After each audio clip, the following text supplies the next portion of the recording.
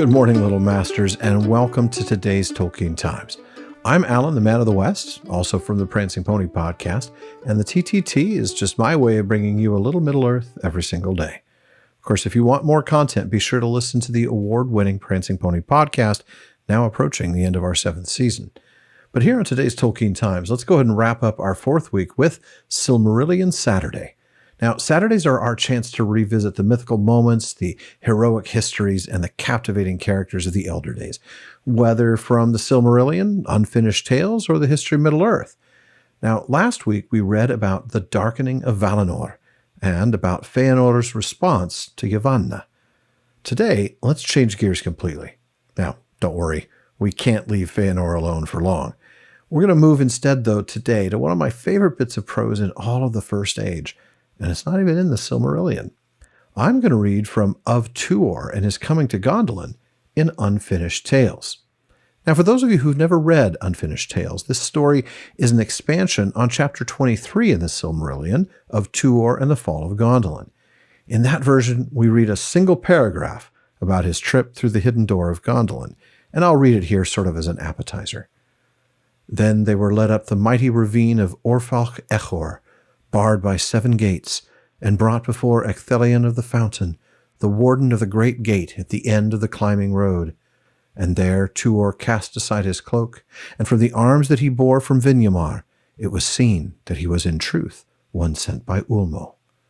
Then Tuor looked down upon the fair vale of Tumladen, set as a green jewel amid the encircling hills, and he saw far off, upon the rocky height of Amangwareth, Gondolin the Great, city of 7 names, whose fame and glory is mightiest in song of all dwellings of the elves in the hitherlands. At the bidding of Ecthelion, trumpets were blown on the towers of the great gate, and they echoed in the hills, and far off but clear there came a sound of answering trumpets blown upon the white walls of the city, flushed with the rose of dawn upon the plain. Beautiful, right? But I want to know more about those 7 gates, so let's go to that part of the story in Unfinished Tales. Thus they came at length to a wide arch with tall pillars upon either hand, hewn in the rock, and between hung a great portcullis of crossed wooden bars, marvelously carved and studded with nails of iron. Elemmachil, the captain at the gate, touched it, and it rose silently, and they passed through.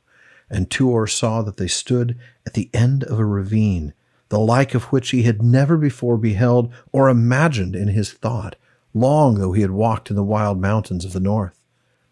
For beside the Orfalch Echor, Cirith Niniach was but a groove in the rock.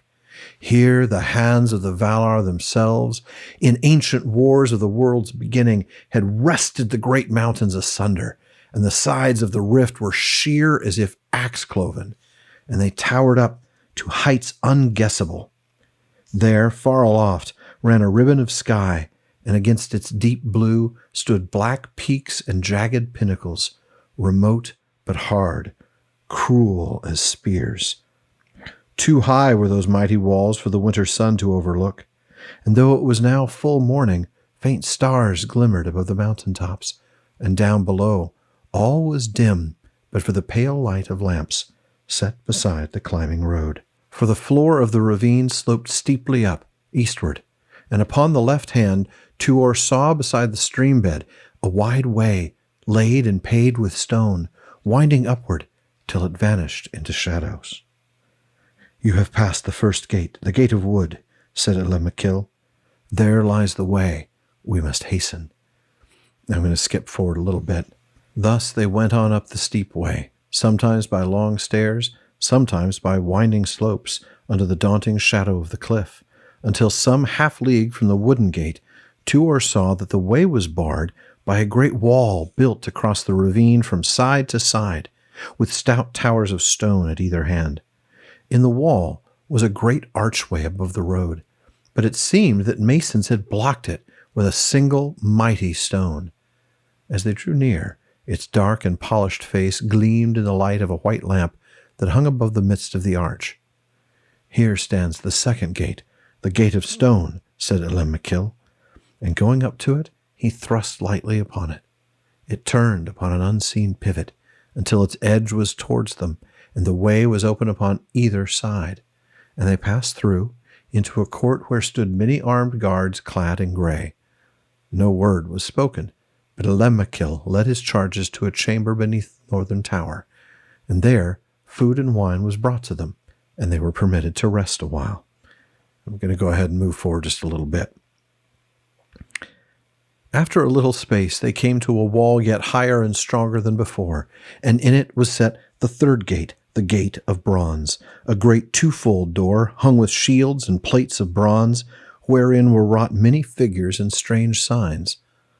Upon the wall above its lintel were 3 square towers, roofed and clad with copper, that by some device of smithcraft were ever bright, and gleamed as fire in the rays of the red lamps ranged like torches along the wall. Again silently they passed the gate, and saw in the court beyond a yet greater company of guards in mail that glowed like dull fire, and the blades of their axes were red. Of the kindred of the Sindar of Nevrast, for the most part, were those that held this gate. Now they came to the most toilsome road, for in the midst of the Orfalch the slope was at the steepest, and as they climbed, Tuor saw the mightiest of the walls looming dark above him. Thus at last they drew near the 4th gate, the gate of writhen iron. High and black was the wall, and lit with no lamps. 4 towers of iron stood upon it, and between the 2 inner towers was set an image of a great eagle wrought in iron, even the likeness of King Thorondor himself, as he would alight upon a mountain from the high airs. But as Tuor stood before the gate, it seemed to his wonder that he was looking through boughs and stems of imperishable trees into a pale glade of the moon. For a light came through the traceries of the gate, which were wrought and hammered into the shapes of trees with writhing roots and woven branches laden with leaves and flowers. And as he passed through, he saw how this could be, for the wall was of great thickness, and there was not 1 grille, but 3 in line, so set that to one who approached in the middle of the way, each formed part of the device, but the light beyond was the light of day. For they had climbed now to a great height above the lowlands where they began, and beyond the iron gate the road ran almost level. Moreover, they had passed the crown and heart of the Echoriath, and the mountain towers now fell swiftly down towards the inner hills, and the ravine opened wider, and its sides became less sheer.